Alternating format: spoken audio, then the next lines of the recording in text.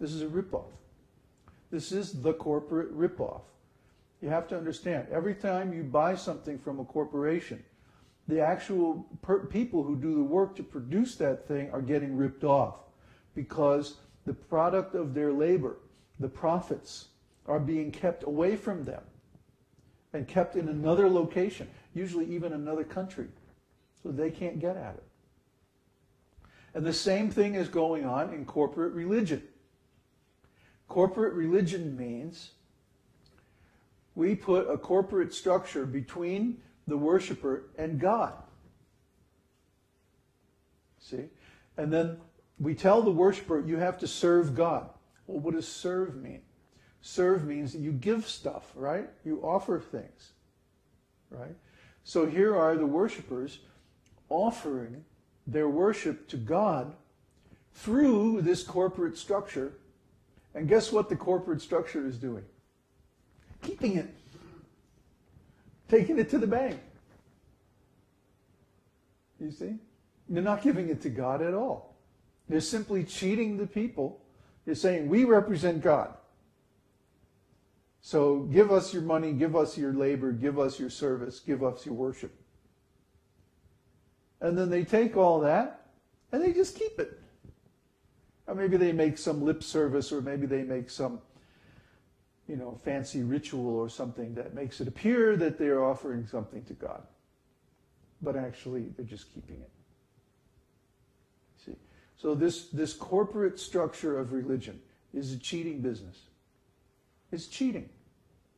They're ripping off the worshipers, just like the regular corporations are ripping off both the customers and their workers.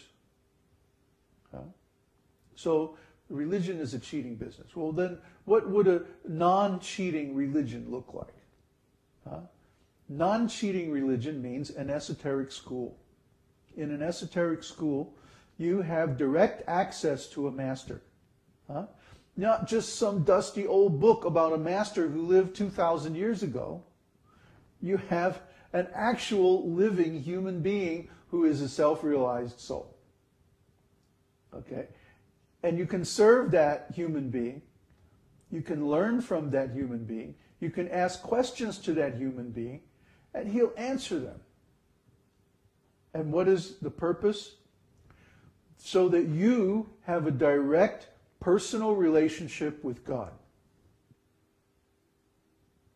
See? You can serve God directly. Not indirectly through some corporate structure, but directly, personally. You and God. We like that. We like to see that. We like to see when someone is directly serving God. Why? Because it makes God happy and it makes them happy. That's our business. Yeah, we do take some donations and we do offer some courses that you can pay for and stuff like that. But that's just to keep us fit so that we can continue helping people to have a direct relationship with God. We live in a cheap rental house in a third world country to keep our expenses down. And we use the internet. So everything is practically free. All our books are free. All our videos are free. All our material is free. Now, if you want us to help you study and get counseling and stuff like that, you can take one of our courses and you can have a weekly video conference with one of our teachers. Okay? But the material itself is all completely freely available on our website. So try to understand. This is a tremendous difference between an esoteric school and a corporate religion. Just like there's a tremendous difference if you buy your vegetables from the supermarket or you go directly to the farmer or gardener and buy them there. You see?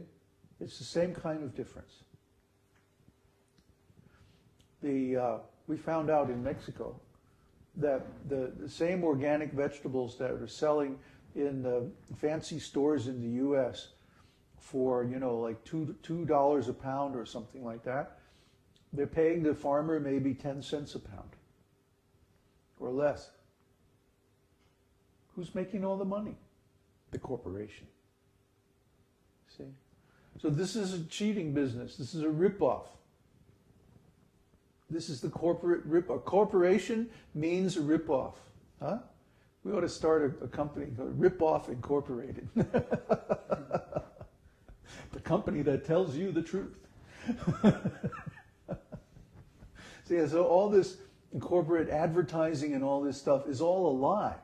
It has become institutionalized, so we think it's normal. Huh? But it's actually a lie. And all of this advertising-based products are a lie. Huh? They say, you wear these clothes, or you use this deodorant, or you use this, have this kind of a car, or this kind of something, or whatever, and you'll be more popular, you'll be more healthy, you'll be cleaner, your shirts will be whiter than the other guy. So what? It's a big ripoff. It's just to get you to buy stuff that you don't really need. And then, of course, we have to break up the family. Because if the kids aren't living with mom and dad, then they have to buy their own apartment, their own refrigerator, their own TV, their own car, their own everything. See? And then, if we can get the wife to work too, then she needs her own car and her own outfits and her own this and that and the other thing. Medical insurance and whatnot. You see? So they break up the family. Why? To make more customers. All this propaganda about free love and women's lib and all of this stuff, this is all sponsored by huge corporations. Who else has the money to do it? See?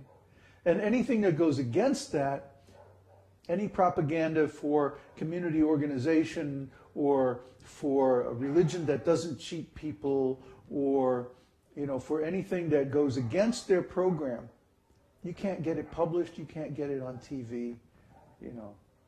That's why the internet is so cool, because even if you have a very anti-establishment message like we do, you can actually publish it. You don't have to go through the corporate censorship. Corporate censorship means that even if you are a scholar, let's say on the Vedas, you can't get a book published, or you can't get on a television show unless you toe the political line and say that the Vedas are mythology. If, like we do, you come out and say, no, the Vedas are factual, and if you follow them, you get all kinds of benefits, they don't like that. And so you can't get published. You can't get through the book publishing maze and get your book actually published. But since we have the internet, all you have to do is format a nice PDF file and upload it, and boom, your book is published. So please buy our books. They will help you. Or you can download them for free. It's up to you. The thing is that we want to see people being helped spiritually. That will make them strong. That will make them happy. And we want our friends to be strong and happy.